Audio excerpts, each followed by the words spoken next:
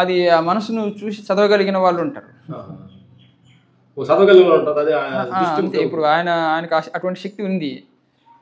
మా గురువుగారు కూడా ఉన్నారు కొంతకాలం. ఆయన ప్రేమగా పద్మ అని పిలిచేవారట. నీకేం కావాలో చెప్పు పద్మ, ఇక్కడే ఉండిపో అనేవారట. ఆయన ఉన్నప్పుడు కూడా మా గురువుగారు ఆయన చొక్క గుండి పెట్టుకుంటే అది ఆయన బొమ్మ, టైల్స్కి ఎంత ఆయన బొమ్మ ఎంత వేసుకుంటే చూడండి టైల్స్కు చొక్క కానీ ఆయన బొమ్మలు వేసుకున్నారు అనుకున్నారట మా గురువుగారు మనసులో. చూడండి పద్మ ఏమంటున్నాడో, నేనా పెట్టుకున్నాను ఎవరో భక్తులు తెచ్చి ఇచ్చారు అన్నారు అనుకునేది. సరే, ఇంకో భక్తుడు ఎవరో ఆయనకు వాళ్ళ భార్య భక్తురాలట ఆయనకు పట్టుబడి సాయిబాబాకు. వాళ్ళ భర్తకి పెద్ద నమ్మకం లేదట. ఆయన పోతూ ఆయన దగ్గరికి అంత మహాత్ముడు ఆయన అనుకుంటే ఏమన్నా ఒక పన్ను 2 పనులుగా చేయగలరా అనుకున్నాడట మనసులో. ఇంకా బయలుదేరి వచ్చిన తర్వాత వాళ్ళ భార్యతో కూడా వచ్చింది, నమస్కారం చేసుకొని పోతానే ఆయన తీసి ఒక పండు ఇచ్చాడట, తీసుకో అని చెప్పేసి. అంటే ఆపిల్ లాంటిది ఏదో పండు ఇచ్చాడు. దాన్ని కోస్తే దాంట్లో సపోర్ట్ ఉన్నట్టుగా ఏదో ఒక పండులో ఇంకో పండు ఉంది. అంటే దాన్ని క్రియేట్ చేసి ఇచ్చినాడు ఆయన. ఆయన ఎక్కడెక్కడ ఆయన అనుకున్నది మనసులో అనుకునేది ఈయనకి తెలిసిపోయింది ఇక్కడ. అట్లా చూడండి, పోనీ అట్లా మనసును చూసి చదవగలిగిన వాళ్ళు, మనసుగా చెప్పగలిగిన వాళ్ళు ఉన్నారు. కొన్ని మన దేశానికే ప్రత్యేకం అంటే ఇక్కడే కాదు, ఇతర దేశాల్లో కూడా అలా చెప్పగలిగిన వాళ్ళు ఉన్నారు. ఈ వంగ డెమిస్ట్రివిస్ అని చెప్పేసి ఒక ఆమె పుట్టుకతో గుడ్డే అన్నమాట. కానీ అవన్నీ మామూలుగా భవిష్యత్ జరిగిపోయింది చెప్తుంటారు. కానీ భవిష్యత్తులో జరగబోయేది కూడా చెప్పేవారు. దాదాపు 90% కరెక్ట్గా చెప్పేవారు.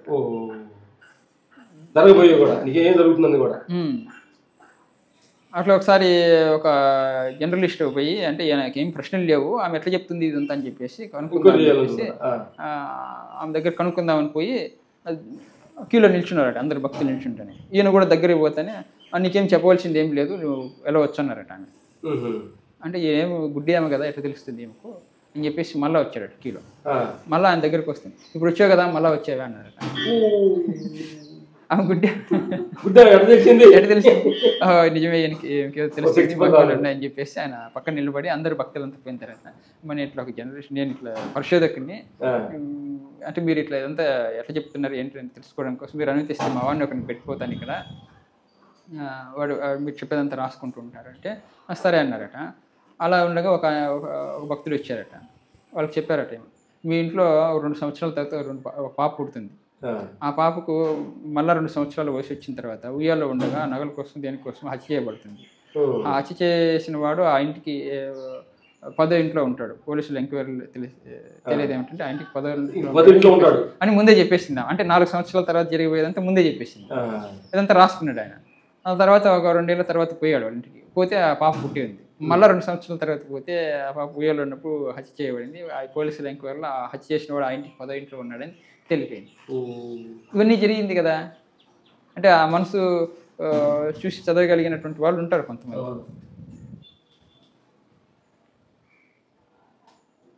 ఏమైనా చేయగలరు మనసు. ఎంత మ్యాజికే కదా మనసు యొక్క మ్యాజిక్. ఇప్పుడు కొంచెం ఈ మాయాబజార్ సినిమాలు చూడండి, అక్కడ పోతానే అవన్నీ చెప్పులు పెట్టింటారు, వేసుకుందామంటే పాములు అయిపోతాయి. అంత మ్యాజిక్ మనసు చేసే మ్యాజిక్ అనమాట అంతా కూడా. ఇప్పుడు అదేదో మ్యాజిక్ షో జరుగుతుందట, ఒక పోయి టోపీ ఎత్తి గుడ్ మార్నింగ్ అంటే కుందేలు పోతుందట ఎగిరిపోయి. ఆ పక్క వాడు రిప్లై ఇస్తూ గుడ్ మార్నింగ్ అంటే ఆ పక్క నుంచి ఒక కుందేలు ఎగిరిపోతుందట. ఎట్లా వస్తుంది ఇదంతా, ఎట్లా జరుగుతుంది అంటే మనసు. ఇప్పుడు జలస్తంభన, వాయుస్తంభన, అగ్నిస్తంభన అని చేస్తూ ఉంటారు. అవన్నీ కూడా మనసుతో చేసేవి. మళ్ళీ అదే విద్య తెలిసిన వాడు ధర్మరాజు పోయి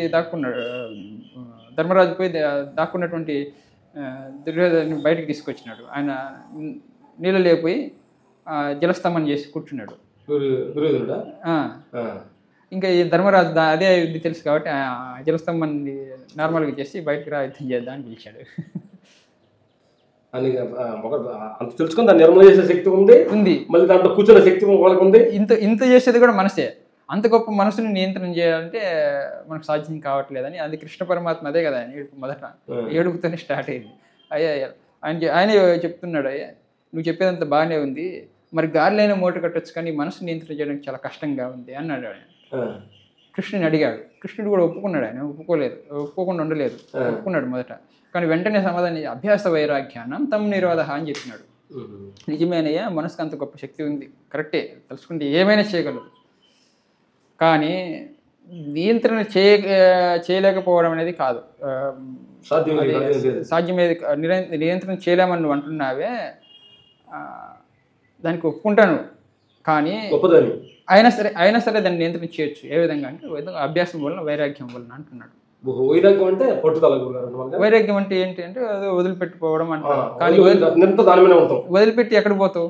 ఇప్పుడు ఇల్లు, భార్య, పిల్లలు అన్ని వదిలిపెట్టిపోతే అడవిలో పోతావు. అక్కడ కూడా మనసు ఉంది కదా. అదిగో జంతువులు అరుస్తాయని, అది వస్తుందని, ఇది వస్తుందని, పక్షులు అరుస్తున్నాయని ఏదో ఒక కంప్లైంట్ ఉంటుంది. ఎక్కడ పోయినా ఏదో గొడవ ఉంటుంది. కానీ అంటే వదిలిపెట్టిపోవడం అంటే అది ఉన్నప్పటికీ దాని మీద నీ మనసు పోకూడదు. అది ఇది నాదేని పట్టుకోకూడదు. నా కుటుంబము, నా ఇల్లు నువ్వు పట్టుకుంటున్నావు, వాళ్ళు నువ్వు పట్టుకుంటున్నారా? పిల్లల గురించి ఇంకోటి అదే కాబట్టి ఆ మనసును నియంత్రణ చేయాలంటే ఇది అభ్యాసం, వైరాగ్యం అంటున్నాడు. వైరాగ్యం అంటే ఇప్పుడు చూడండి, మేము ఇప్పుడు వారం రోజులు క్యాంప్ పెడతాము, వచ్చి అక్కడ ఉండాలి. ఈ మామూలుగా తీసుకునేటువంటి టిఫిన్లు, ఇడ్లీ, దోశలు ఏవి ఉండవు. అవన్నీ తీసుకోకుండా ఉండగలగాలి వారం రోజులు. మొలకలు పెట్టాలి. ఇప్పుడు అవే తీసుకొని ఉండగలగాలి వారం రోజులు. పైగా నీకు ఎన్నో వ్యవహారాలు ఉంటాయి, అవన్నీ వదులుకొని వస్తున్నావు. ట్రైన్ పట్టుకొని, బస్సు పట్టుకొని ఎన్నో తంటాలు పడి ఇక్కడికి వస్తావు. వచ్చిన తర్వాత అది ఉపయోగమో లేదో నీకు తెలియదు. కానీ వచ్చిన తర్వాత నువ్వు వారం రోజులు మేము కండిషన్ పెడుతున్నావు, నువ్వు వారం రోజులు ఇక్కడే ఉండాలి, మధ్యలో రావడాలు పోవడాలు ఉండకూడదు అని చెప్పేసి అంటున్నావు. దానికి ఒప్పుకుంటున్నావు. ఇన్ని కండిషన్లకు ఒప్పుకొని వస్తున్నావు కదా. వస్తున్నావంటే నీకు అక్కడ వైరాగ్యం కలిగినట్టే కదా. అంటే ఎన్నో ఉంటాయి నీకు, ఎన్నో లక్షలు తెచ్చిపెట్టే పనులు ఎన్నో ఉంటాయి. ఒక ఆయన వచ్చాడు సాఫ్ట్వేర్ క్యాప్జెమినీ కంపెనీకి వైస్ ప్రెసిడెంట్. నా జీవితంలో 3 రోజుల కంటే ఎక్కువ రోజు లీవ్ పెట్టిన పరిస్థితే లేదు అని చెప్పేసి చివర్లో ఆయన ఫీడ్బ్యాక్. అసలు ఇటువంటిది ఎక్కడ చూడలేదు, ఇన్ని రోజులు నేను ఉంటానని అనుకోలేదు. పైగా చీటికి మాటికి స్నాక్స్, టీలు అవన్నీ వస్తుంటాయి, అవేవి లేకుండా చాలా సహజంగా ఉండగలిగాను అంటున్నాడు. అంటే ఒక బాగా బిజీగా ఉండగలిగినాడు. అక్కడ వైరాగ్యం ఉన్నది కదా. వచ్చిన తర్వాత మేమేం చెప్తాం, ఇక్కడ 3 గంటలు కూర్చోవాలి అని చెప్తాం. 3 గంటల పాటు నువ్వు కదలకుండా కూర్చోవాలంటే దానికి నేనేం తాళ్ళు వేసి బంధించం. అది నీకు నువ్వుగా వైరాగ్యాన్ని కలిగి ఉంటున్నావు. ఏది ఏమైనా సరే నేను ఈ 3 గంటలు వైరాగ్యంగా ఉండగలను అని ఒక సంకల్పం చేసుకుంటున్నావు, ఉండగలుగుతున్నావు కూడా. ఏంటి నీకు ఏ ధ్యానానుభవం లేకపోయినా, పిల్లవాడైనా, ఎందుకంటే ఇప్పుడు మనం చేసే పద్ధతుల్లో అది మారుస్తూ, ఫ్రీక్వెంట్గా మారుస్తూ చెప్పి మనం కూడా చేస్తున్నాం. ఇక్కడ నువ్వు చెయ్యి, నేను ఆ పాటికి ఉంటాను లేదు. అదేమవుతుందంటే ఆటోమేటిక్గా నీకు తెలియకుండానే నిన్ను అన్ని గంటలు కూర్చోబెట్టగలదు అనమాట. కానీ కూర్చుంటున్నావు కదా, వైరాగ్యంగా అక్కడ వైరాగ్యం కావాలి కదా. 3 గంటలు నువ్వు కదలకుండా కూర్చోగలంటే. మామూలుగా అయితే ఒక 10 నిమిషాలకి అటు ఇటు పోతామంటుంది మనసు. అది అంటే సహజంగా అది దాని స్వభావం ఏది. ఎప్పుడు ఏదో ఒక విషయాన్ని, బాహ్య విషయాన్ని పట్టుకొని పోవటమే, ఏదో ఒక ఫిజికల్ ఏదో ఒకటి ఆధారం కావాలి మనసు యొక్క మనుగడ. ఇప్పుడు ఏమవుతుందంటే అటువంటి మనసుని మనం నియంత్రణ చేయాలి. అంటే దానికి ఇది ఒక మార్గం అని ఇంతకుముందు నేను చెప్పింది. అలా వచ్చేటువంటి ఆలోచనలు గమనించడం, తటస్థంగా గమనించుతుంటే అది క్రమేణా అది మానేస్తుందట, మానుతుంది.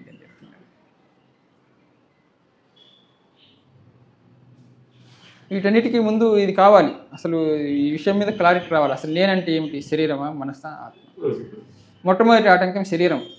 అందుకే స్వామి వివేకానంద కూడా the first step in spirituality, now you are not your body అని చెప్తాను. ఈ శరీరం నువ్వు కాదని తెలుసుకోవడం మొదటి మెట్టట. అది అసలు మెట్టు. ఎందుకంటే ఇదే కదా ప్రతిదాని. ఇప్పుడు నేను ఒక కథ చెప్తాను. సహజంగా ఇది ఎక్కడ చెప్పలేదు. ఒకప్పుడు నేను చదువుకునే రోజుల్లో పరమోత్తమ శిక్షణ అని ఒక చిన్న పుస్తకం ఎక్కడ మా బంధువుల ఇంట్లో ఉంటే తెచ్చుకుని అది చదువుతుంటే అక్కడ ఒక కథ చదివాను. అది బాగా మనసుకు పట్టింది. దాని గురించి ఆలోచిస్తూ పోతూ ఉన్నాను. రోడ్డు మీద పోతూ ఉన్నాను, వెనకాల కారు హారన్ కొడుతున్నారు, నాకు అది వినపడలే. అనుకుంటే ఏమయ్యా దారి కూడా అన్నట్టుగా అంటే నా మనసు అంతా అక్కడ ఉంది. ఏమిటంటే ఆ కథలో ఇప్పుడు ఒక రాజుగారికి 4 భార్యలట. ఆ 4 భార్యల్లో చివరి భార్య అయినటువంటి 4వ భార్యను అత్యధికంగా ప్రేమించేవారట 4 భార్యల్లో. అంటే ఆ భార్యని ఎట్లా అంటే నువ్వు దేశ విదేశాల నుంచి మంచి మంచి దుస్తులు కానీ ఆభరణాలు కానీ అన్నీ తెచ్చి అలంకరించుకోవడానికి అన్నీ ఇస్తూ ఉండేవాడు. ఇంకా మూడో భార్య ఉంది. మూడో భార్య గురించి గొప్పగా చెప్పుకునేవారట. నా భార్య ఎంతటి అటువంటిది ఇటువంటిది అని చాలా గొప్పగా అందరికి పరిచయం చేసుకునేవారట.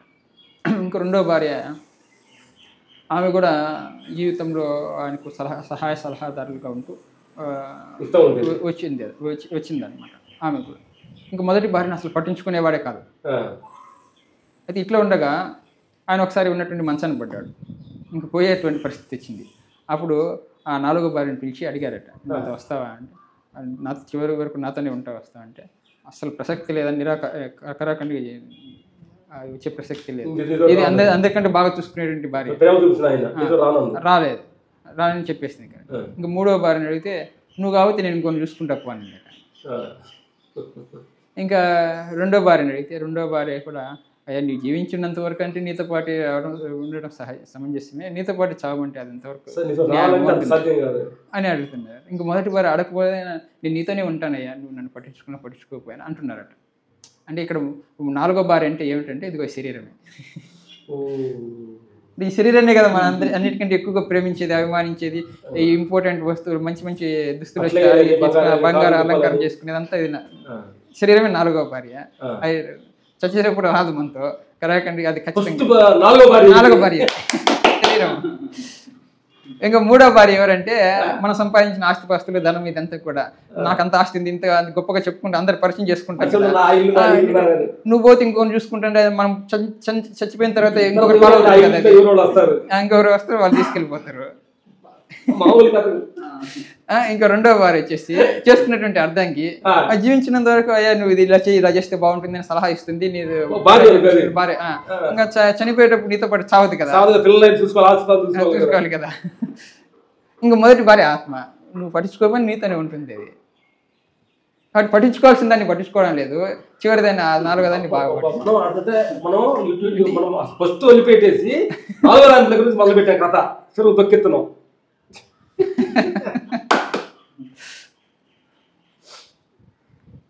కాబట్టి మొట్టమొదటిగా ఈ శరీరమే ఆటంకం అనమాట. శరీరాన్ని ఎక్కువ ప్రేమిస్తున్నాం. ఇప్పుడు దాని నుంచి బయటపడాలి. ప్రయత్నం అవుతుంది. ఇప్పుడు ఎవరైనా చనిపోయిన టక్కన మనకు ఇది వస్తుంది, అంటే మనం కూడా చనిపోతాం భయం. నిన్న మన జరిగిన సత్సంగాల్లో మనం రోజు చేస్తాం కదా సాయంత్రం ప్రశ్న జవాబులు జరుగుతున్నాయి కదా, అసలు మరణించేది ఏమిటి, అసలు నీకు మరణమే లేదు అని చెప్తున్నారు. అసలు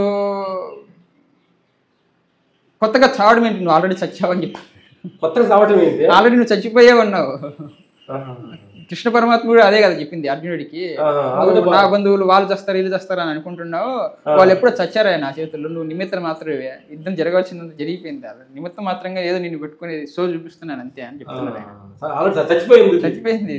మరణం అంటే మార్పు అంటే రమణ మహర్షి. ఇప్పుడు చిన్నప్పుడు ఉన్నది శరీరము, చిన్న పసిపిల్లవాడిగా ఉన్నావు,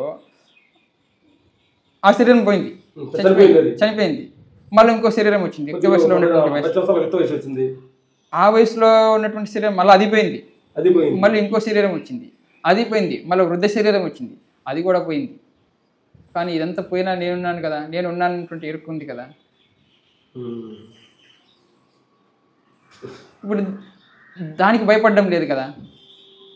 బాలుడిగా ఉన్నటువంటి శరీరం పోయి ఇంకో శరీరం వచ్చినప్పుడు భయపడడం లే, ఆనందపడుతున్నాడు. అది తాత్కాలికము. ఈ మరణం అనేది కూడా సమానంగానే పోల్చుకోవాలి. గాఢ నిద్రలో అది గాఢ నిద్ర కూడా తాత్కాలిక మరణమే కదా. నిద్రను వాంఛిస్తున్నాడు, మళ్ళీ మళ్ళీ కావాలని కోరుకుంటున్నాడు. 4 గంటలు జర్నీ చేయాలంటే ట్రైన్ రిజర్వేషన్ చేస్తే నేను లేదు, నా నిద్ర ఏం కావాలంటున్నాడు. 4 రోజులు నిద్ర లేకపోతే డాక్టర్ దగ్గరికి పరిగెడు, ఎట్లా కూడా చేసి నా నిద్ర ప్రయత్నం చేస్తున్నాడు. మరి మరణం కూడా అటువంటిదే కదా, మరి దాంట్లో ఎందుకు భయపడుతున్నారు అంటే, ఇక్కడ నిద్రపోయినా ఆ సుఖాన్ని అనుభవించినా ఏది బాహ్యంగా ఏదైతే ఇది నాది నావి అని పట్టుకున్నావో అవి మళ్ళీ ఎక్కడికి పోవులే అన్నటువంటి ధైర్యం ధైర్యం వచ్చిన దాని వల్ల మళ్ళీ హాయిగా నిద్రపోతున్నాడు, మళ్ళీ లేచి అనుకుంటాడు. కానీ మళ్ళీ ఇవన్నీ ఇప్పటి వరకు సంపాదించిన ఎక్కడైపోతాయి, ఏమైపోతాయి, ఈ సుఖభోగాలన్నీ ఎట్లా పోవాలి, ఏమైపోతాయి అనేటువంటి భయం. అంటే అక్కడ భయం లేదు, ఇక్కడ భయం. అది కారణం. భయమే కారణం, ఏమీ లేదు. అందుకే స్వామి వివేకానంద కాబట్టి నీవు అంటే ఆ ధైర్యం ఎట్లంటే నీ ధైర్యం ముందు విషం కూడా నిర్వీర్యం అయిపోవాలి అని చెప్తారు అనమాట. నీ ధైర్యం ముందు విషం కూడా అంటుకోకూడదు. ఒకవేళ కాటు వేసినప్పుడు పాము నీ ధైర్యం ముందు అది నిర్వీర్యం అయిపోవాలన్నమాట. ఆ విషయం కూడా నేను ప్రభావితం చేయకుండా. అట్లాగా మేము నిన్న ఒక స్టోరీ చెప్తూ రామకృష్ణ పరమహంస కథల్లో ఒక స్టోరీ చెప్పుకుంటూ, అంటే ఇద్దరు తండ్రి కొడుకు ఇద్దరు సాధువులే అనమాట. ఇద్దరు యోగ మార్గంలో ఉన్నటువంటి వాళ్ళే. కానీ కొడుకు ఏమో బ్రహ్మజ్ఞాని, తండ్రి ఇంకా జ్ఞాని కాలేదు, అంత పూర్తి జ్ఞాని కాలేదు. వాళ్ళిద్దరు రామకృష్ణ పరమహంస దర్శనానికి పోయినప్పుడు అక్కడ కూర్చొని మాట్లాడుతుంటే ఆ కలుగులోంచి అక్కడి నుంచి ఒక చిన్న పాము వచ్చి కాటేసిందట కొడుకుని. ఆయన కదలకుండా అలా నిశ్చలంగా ఉండిపోయాడు. ఈయన చూశాడు కాటు వేసినప్పుడు, అయ్యో పాము గడిచిందని ఆయన హడావిడి చేసి అందరిని పిలుస్తున్నాడు. ఈయన మాత్రం ఏం అట్లా నిశ్చలంగా ఉండిపోయాడు అనమాట. అంటే బిగుసుకుపోయినట్టు. ఇంకా ఈయన ఇంకా కంగారు బిగుసిపోయాడు, ఏమైపోయింది అన్నట్టుగా పిలిచి ఏమి ఎందుకు అట్లా పడుకు లేకుండా అట్లా బిగుసుకుపోయావు అని అడిగితే ఆయన నవ్వుతూ అంటున్నాడట, ఏమిటి పాము ఏది ఎవరిని గడిచింది అని అడుగుతున్నాడట.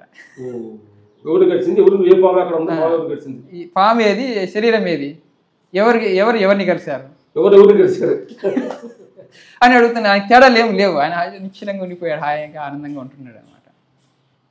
అంటే ఆయనకు తెలుసు నేను శరీరం కాదని. శరీరం అన్న భావన వచ్చినప్పుడు ఈ భయము, బాలంధరణ, సంసారం అన్నీ ఒకదానికోటి వచ్చి పడతాయి, మీద పడతాయి, అన్ని పట్టుకుంటాయి. అందుకే మొట్టమొదట నేను అనేది ప్రథమ పురుష అని చెప్పేసి ఇది వచ్చిన తర్వాతనే అన్నాడు. ఇప్పుడు పొద్దున్న లేచినప్పటి నుంచి నేను నిద్ర లేచాను, నేను కాఫీ తాగాను, నేను అది చేశాను, నేను కూర్చున్నాను, నేను నిల్చున్నాను, నేను అది చేస్తాను, నేను లేకుండా ఏ కార్యం లేదు అసలు. కాబట్టి ఆ నేను మాత్రం స్థిరంగా ఉంటుంది, మిగతా అన్ని మారిపోతున్నాయి. ఏమిటా నేను అని ఎవరైనా ప్రశ్న చేసుకుంటున్నాడా? నేను సాక్షిగా చూస్తా ఉంటే మారుతుంది, బట్ మార్పులు జరుగుతున్నాయి. అంటే మార్పులు పట్టుకుంటున్నా ఆ నేను గురించి ఎవరు ఆలోచించట్లేదు. అందుకే రమణ మహర్షి నిన్ను నువ్వు తెలుసుకో, ఆ నేను పట్టుకో, నిన్ను తెలుసుకుంటే సమస్తము తెలుసుకున్నట్టే అని 50 సంవత్సరాలు చెప్పాడు. ఆయన ఎక్కడికి పోలేదా, ఈ 50 సంవత్సరాలు తిరువన్నామలైలో ఎక్కడికే పోలేదా. ఆయన ఆల్ ఇండియా టూర్ వేద్దామని చెప్పేసి శ్రవణ భక్తులే స్వామి భగవాన్ పోదామంటే ఆయన ఏదో ట్రాన్స్లో ఉండి సరే అప్పుడు సరే అన్నారట. ఆయన ఆల్ ఇండియా టూర్ ఏర్పాటు చేసి ఆ ట్రైన్కి పలానా చోటుకి వెళ్తుందని ఎక్కడిక్కడ డబ్బులు కట్టేసి ఏర్పాటు చేసి రేపు పోదామనగా భగవాన్ పోదామా అన్నారట.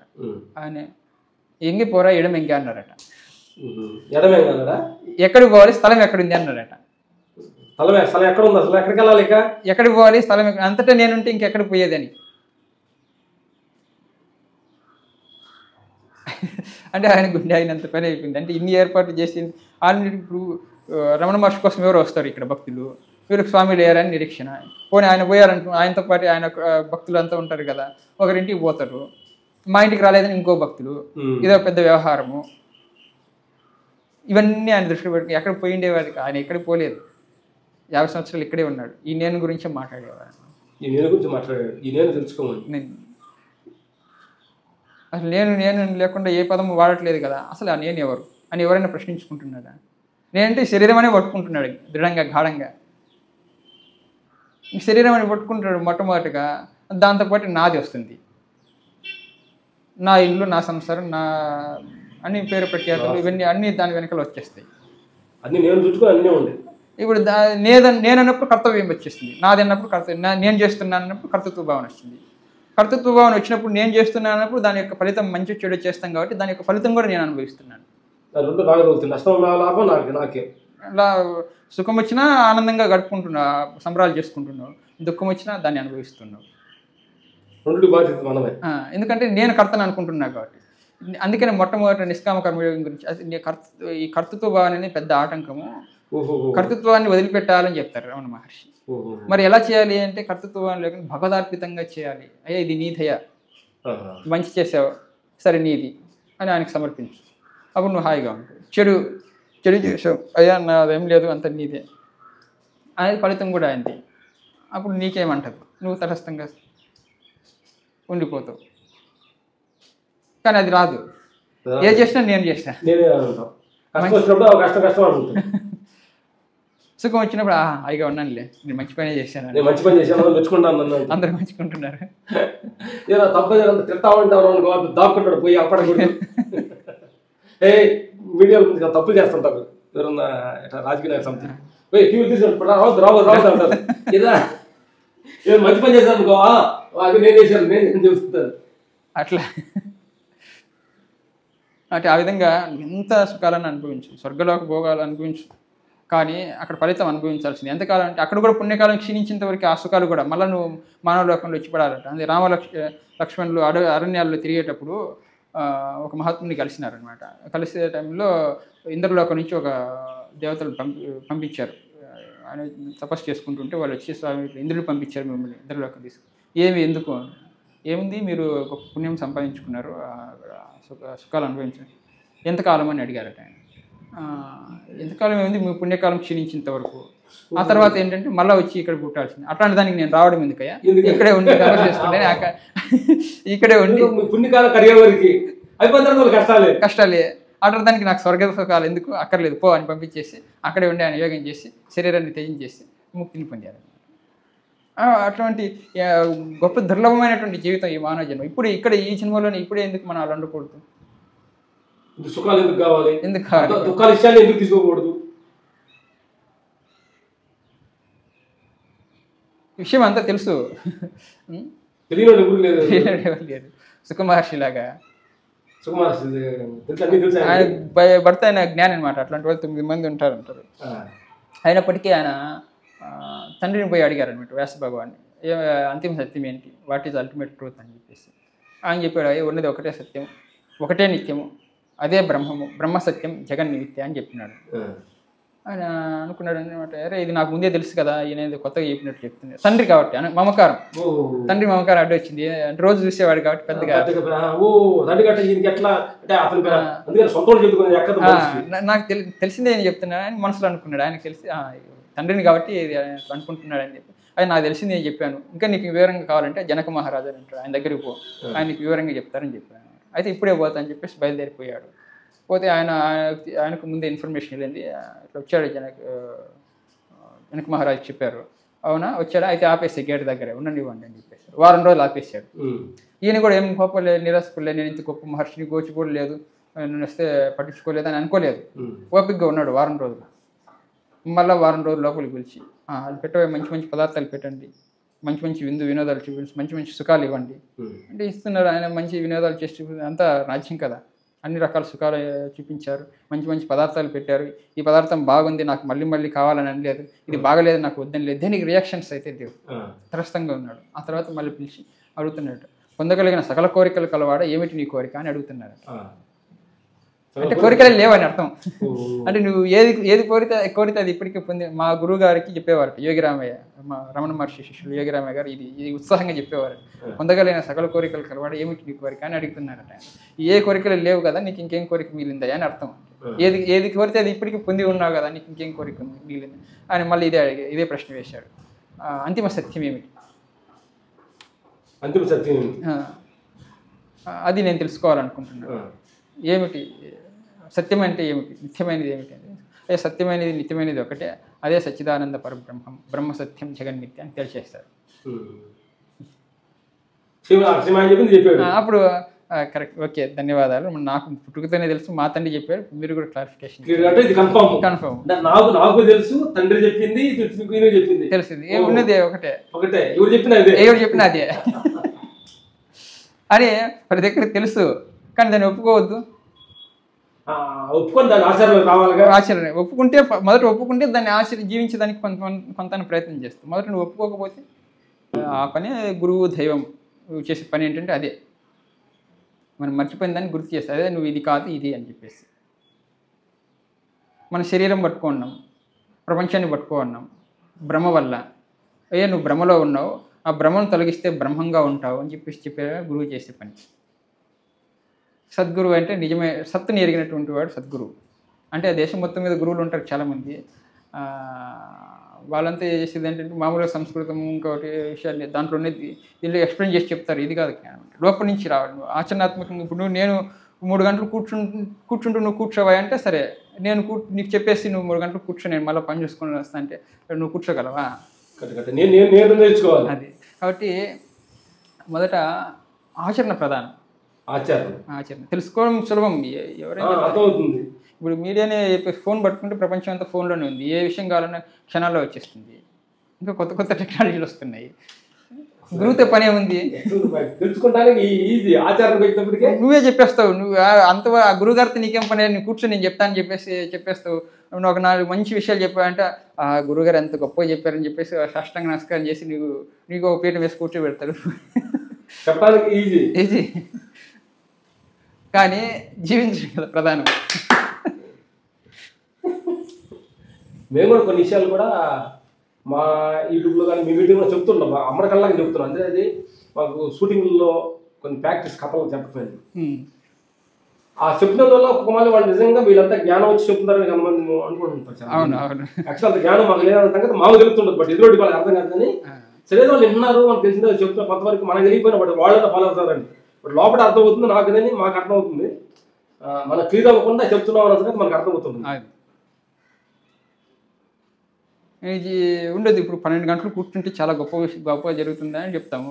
కూర్చోవద్దు 12 గంటలు కూర్చునేవాడు చెప్తే మళ్ళీ వేరే.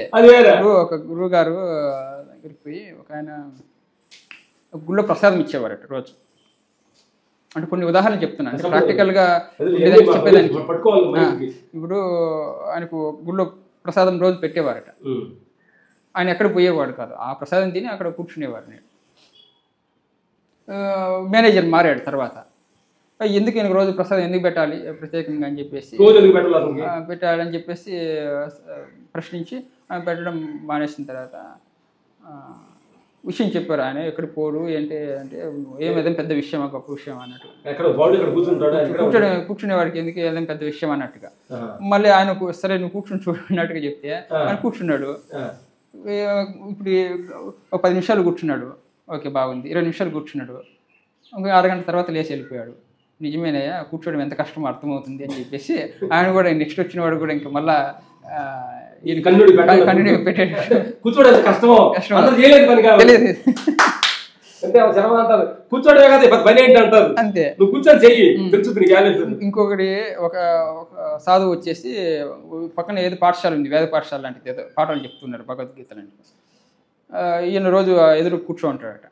ఆ పండితుడు పోతూ రోజు రోజు ఈయన కూర్చోంటావు, ఏమిటి నీ వల్ల లాభము అంటే ఈయన ఏం చేస్తే ఏకాంతంగా ఇది భగవద్గీతలో ఏదైతే చెప్తారో ఇప్పుడు ఏకాంతంగా ఉండాలి, దొరికింది తినాలి, యోగంలో ఉండాలి అని చెప్తారో అది చేస్తున్నాడు ఈయన మామూలు సహజం. అయితే ఈయనకు ఆ విషయం తెలియదు కదా. ఇప్పుడు చూడండి మరి మీరేం చేస్తున్నారంటే నేను ఇప్పుడు పాఠాలు చెప్తున్నాను భగవద్గీతలో వీళ్ళని ఉద్ధరిస్తున్నాను అని చెప్పాడు అనమాట. అయితే ఇది పలానా అధ్యాయంలో పలానా శ్లోకం అర్థం చెప్పు అన్నాడు. ఎవరు? ఇతను కూర్చునేటువంటి వ్యక్తి. అంటే ఆ శ్లోకం యొక్క అర్థం ఇది, ఏకాంతవాసిగా ఉండాలి, దొరికింది ఏదో దొరికింది ఆహారం తినాలి అని వివరం చెప్పారనమాట. చెప్పిన తర్వాత ఇప్పుడు నేను చేస్తున్నది అదే కదా అన్నాడట ఆయన. నువ్వు చెప్పేదే కదా నేను చేస్తున్నాను అన్నాడట ఆయన. అట్లాగా కొన్ని శాస్త్రాంగం. ఇంకోటి వాళ్ళ ఒక గురువుగారి గొప్పతనం గురించి చెప్పాలని శిష్యుడు ఇప్పుడు భరణిని ఏదో మకటం వేధిస్తారట. అది కొన్ని 1000 ఏనుగుని సంహరించిన వారికి అటువంటి బిరుదు ఇస్తారట. ఈ శిష్యుడు ఏం చేశాడంటే అది ఏది భరణి అనేటువంటి మకుటం మీద వాడి వాళ్ళ గురువుగారి గొప్పతనం గురించి వర్ణిస్తుంటే ఆ పండితులంతా ఏమయ్యా మీ గురువుగారు ఏమన్నా ఏనుగులను చంపినాడా అని అన్నారట. అవును, అలాగా అదే మీ సందేహం, అయితే రా నిరూపిస్తాను, మా గురుగారి దగ్గరికి వెళ్ళి తెలుసుకుందామని చెప్పారు.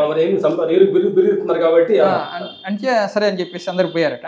ఆయన నిశ్చలంగా అలా కూర్చోన్నాడు. వీళ్ళు పోయారు, వీళ్ళు కూర్చున్నాడు. ఒకరేమో అరగంట కూర్చోగలిగిన, ఒకరు గంట, ఇంకో 2 గంటలు, 3 రోజులు అయిపోయింది. ఈయనేమో 3 రోజుల నుంచి అలాగే 3 రోజులైనా అలాగే ఉన్నాడు నిశ్చలంగా. మళ్ళీ వచ్చి ఏం తప్పులేదే, మీ గురువుగారు ఒక కాదు 1000 ఏనుగులు చంపినటువంటి ఇవ్వచ్చు అని చెప్పేస్తారు. ఎందుకంటే అది నిరూపణ అవుతుంది కదా ప్రాక్టికల్గా. అది అట్లా ఇప్పుడు మా గురువు గారి దగ్గర చాలామంది ఇప్పుడు పాలు తాగి ఉండాలని ప్రయత్నం చేసి ఉంటారు, చేసేలా కూడా చెప్పారు మాకు. ఇప్పుడు అందరికీ సాధ్యం కాలేదు కదా. అంటే గురువు యొక్క ఆజ్ఞగా తీసుకోగలిగాం కాబట్టి వారు ఇప్పుడు మనం ఆ స్థితిలో ఉండగలుగుతున్నాం. ఇప్పుడు పాలు తీసుకోవడం అనేది ఇప్పుడు 12 మాది మేము చేసే కోర్సులు కూడా పరిచయం, అది ఓన్లీ 3 గంటలు అనేది పరిచయ కోర్సే. మళ్ళీ ప్రవీణ్ అంటే 6 గంటలు, ఆరుడు అంటే 9 గంటలు, సిద్ధ అంటే 12 గంటలు. 12 గంటలు కూర్చోగలటువంటి స్థితి నీకు ఉన్నప్పుడు కదా నువ్వు ధైర్యంగా చెప్పగలవు. లేదా 12 గంటలు కాదు 24 గంటలు కూడా కూర్చోగలవు అంటే నువ్వు 24 గంటలు కూర్చోగలిగినప్పుడు నువ్వు చెప్పగలవు ధైర్యంగా, ఎస్ ఇది సాధ్యమే అని చెప్పేసి ధైర్యంగా చెప్పగలవు. నువ్వు అది నీలో లేనప్పుడు ఎలా ధైర్యంగా చెప్పగలవు? చెప్పలేం కదా. చెప్పలేదు. నేను ఇప్పుడు నన్ను 10 గంటలు కూర్చున్నాను అనుకో, కూర్చున్నాను చెప్పడం కాదు, కూర్చున్న తర్వాత చెప్పాలి.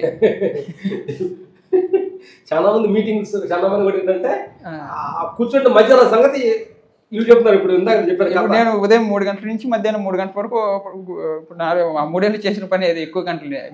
యోగిరామ సమాధి నేను మేమిద్దరం ఉండేవాళ్ళం నాకు ఎక్కువ దాదాపు.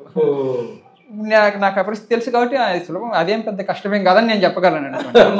ఇప్పుడు మీరు ఏమందండి 12 గంటలు చాలా సులభం అంటే మీరు చెప్పగలరా ధైర్యంగా? అవునా గురుగారు, సరే నేను ప్రయత్నం చేస్తాను మీతో పాటు కొంచెం కూర్చుందామన్నారు అనుకోండి, మీరేం చేస్తారు అప్పుడు? ధైర్యం చేయలేరు కదా. అది ప్రాక్టికల్ అంటే జీవించడానికి చెప్పడానికి ఉన్నటువంటి తేడా. అంటే లెక్కలు చెప్తారు పాయింట్ అంటే ఆచరణ అనేది ఇంపార్టెంట్.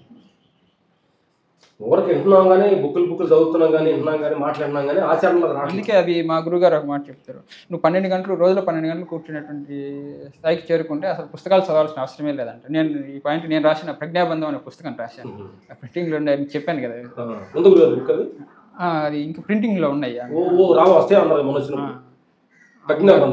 ఆమె ఏదో నేషనల్ సెక్రటరీ చేస్తారు, జర్నలిస్ట్ అమ్మగారు ప్రింట్ చేస్తున్నారు 3 భాషల్లో. అవి ప్రింట్ అయితే నెక్స్ట్ మంత్ అన్నీ అవుతాయేమో.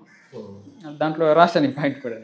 నేను డైరీగా రాసుకునేది మా గురువుగారి గురించి, అంటే వారి యొక్క ఉత్కృష్టమైనటువంటి యోగ స్థితి, అంటే ప్రాక్టికల్ గురువుల సన్నిధిలో ఉండి వారి యొక్క అనుభూతి అంటే ఆత్మస్థితిని నేరుగా చూడడం వేరు, పుస్తకాలు చదవడం వేరు కదా.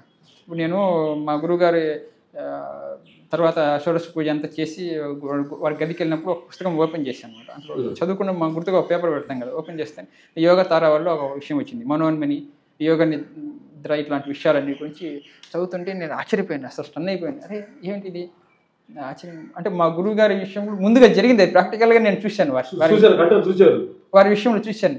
అంటే మొదట ప్రాక్టికల్గా చూపించి మళ్ళీ తీరి అందింది అనమాట. అంటే అది ఇప్పుడు సులభంగా ఆ విషయాన్ని మనం పట్టుకోగలదు, మనసు ఈజీగా పట్టుకోగలదు. అంటే ఆ మనోన్మనిలో మనసు లేనటువంటి, మనసు జీరో అయినటువంటి స్థితిలో ఒక వ్యక్తి ఎలా ఉంటాడని వర్ణించారో అదే లక్షణాలన్నీ కళ్ళకు కట్టుగా కనిపించాయి అనమాట. అరే ఇది గురువుగారు ముందు ప్రాక్టికల్గా ఇచ్చారే నాకు అని అనిపించింది.